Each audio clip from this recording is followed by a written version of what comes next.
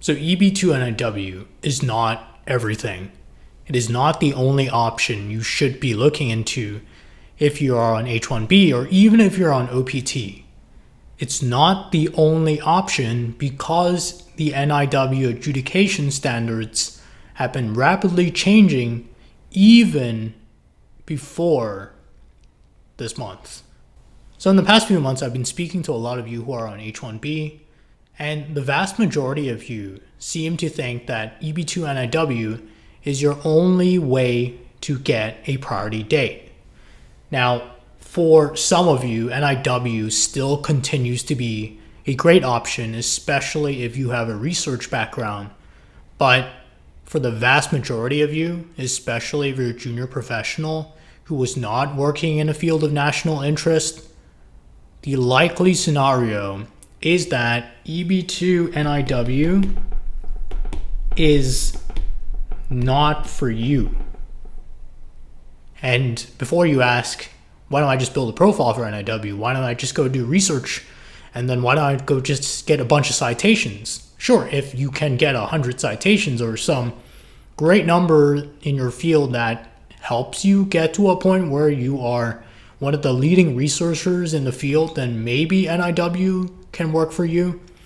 But even profile building, regardless of how many months you spend on profile building for NIW, given current adjudication standards and given what lawyers are now saying about NIW, it is no longer the great option that it used to be for a lot of junior professionals and for a lot of professionals who are not working in the field of national interest. But honestly, NIW has never been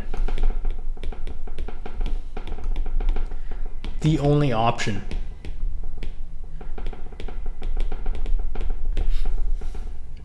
There are other options as well if you are about to max out on H-1B, or if you want to secure a priority date. If you're about to max out on H-1B, there are definitely other options out there to consider outside of EB-2 NIW. You don't have to force yourself to look into EB-2 NIW thinking it's the only option. So one option that pretty much gets ignored these days for some reason is the O1 visa. The O1 has no quota, and although it is still reserved for people with extraordinary ability, the standard is much lower than that of EB-1A.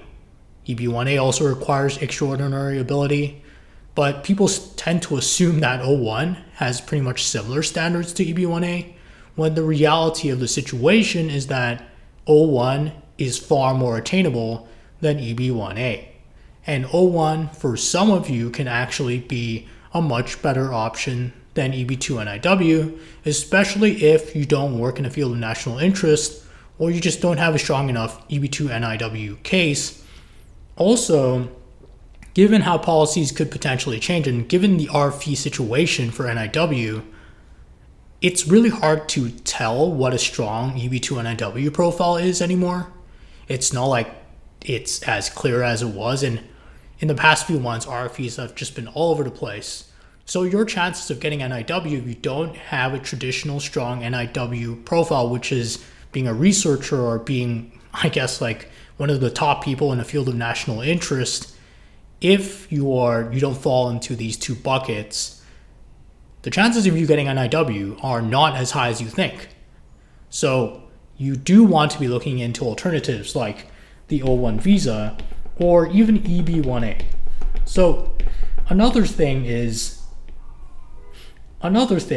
that people seem to think that NIW is like the stepping stone to EB-1A. NIW is not always a stepping stone to EB-1A. You can get EB-1A without getting NIW. It's completely possible. NIW is based on a very small section of immigration law. There's no specific criteria, and it is just very subjective. There's no specific criteria. There are no specific guidelines, which gives a lot of discretion to USCIS. EB-1A, on the other hand, has a set criteria, and the guidelines for what makes a strong EB-1A profile are much clearer.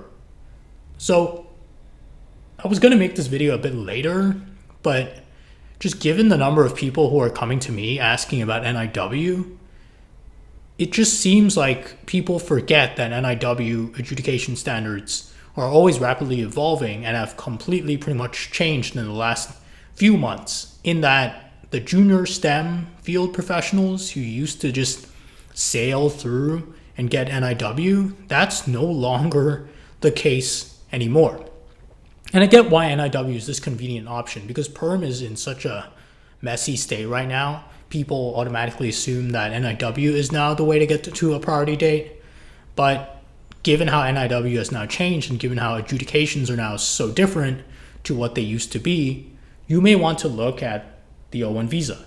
You may want to look at EB-1A if you qualify. That is, if you have a strong case already, or if you're ready to build towards a strong case and already have a firm foundation.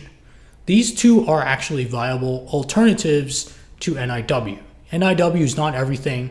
There are other options out there, and I'll be continuing to learn more about O1 as an option for a lot of you out there. So as I speak to more lawyers, I should be able to get a better understanding of how O1 could potentially help some of you out there. So that's what I'll be focusing on in my next few videos as well, talking about O1 and how to profile build for O1 and who should be looking at O1 as an alternative instead of just focusing completely on NIW.